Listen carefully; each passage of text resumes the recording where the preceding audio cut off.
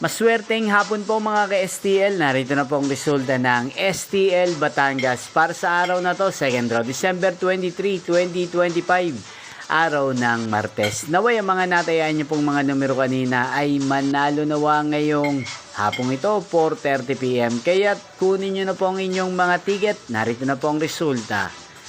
Ang mga numerong nanalo sa STL Batangas ngayong hapong ito, December 23, 2025.